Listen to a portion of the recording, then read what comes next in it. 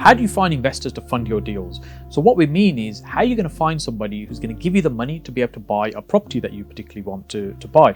Well, there's two ways you could do that. One is you either borrow the money in the form of a loan from somebody else to purchase the property, or what you're doing, you're bringing somebody on as a partner in your business where they're sharing the risk and the reward.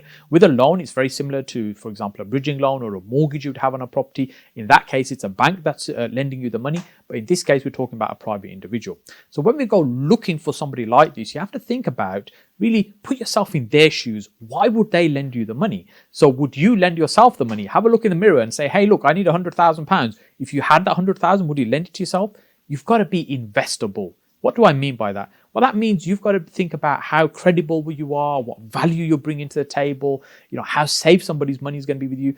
Often people talk about return on investment. Really, I'd say what's way more important than return on investment is return of investment. Your investors concerned, are they even going to get their money back? Do you know what you're doing? And this is why you need to build the credibility. The thing is, when you're starting out, you don't have that credibility, you don't have that track record, you don't have that experience. And the easiest way to do that is you align yourself with people who know what they're doing, who have the experience and have the credibility. So you can borrow their credibility because you're leaning on their experience. They're guiding you along the way to minimize and avoid the mistakes. Then, of course, your deal has to be valuable in the sense that it has to be profitable. It has to be something that somebody wants to invest in and get a great return out of. And this needs to be done with mitigating the risk and minimizing the risk. So the way I've always worked with investors, I say what you'll get with me is a modest to good return. You're not going to get an outstanding return because I'm not going to be willing to take those risks that sometimes are involved to get those kind of returns. And when you're doing that, you can demonstrate you're producing the return. It's a low risk deal for your investor. You're not going to lose them money. You've got people with you that can help you and support you to get the results that ultimately you're looking to try and achieve.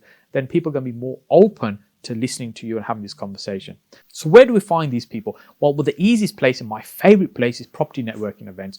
Why is that? Well, property networking events are usually places where people are going along to meet other people who are interested in property. They're learning from a speaker that may be there that evening, sharing some knowledge and experience, but there'll be lots of other people in the room. Some people will be looking for deals. Some people will be looking for people to work with. Some people might be selling deals. So there'll be a range of different people within that room.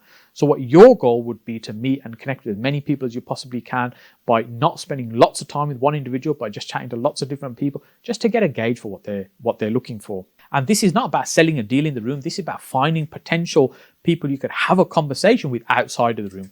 The other great place is business networking events. The only additional challenge to bear in mind when you're at business networking events, you've got to sell the idea of investing in property. Whereas at the property networking events, they already know property is possibly a great opportunity, which is why they're there in the first place. Whereas a business networking event, what you first have to do is maybe sell the idea why property is a good thing, and then move on to the conversation they're potentially investing with you. Hey, if you're enjoying these short videos that we're doing called Saj Dailies, then make sure you also check out our longer form content that we have on the channel. There's probably about 300 videos that are on the channel that we've uploaded over the last few years, and there's a lot more content uploaded regularly.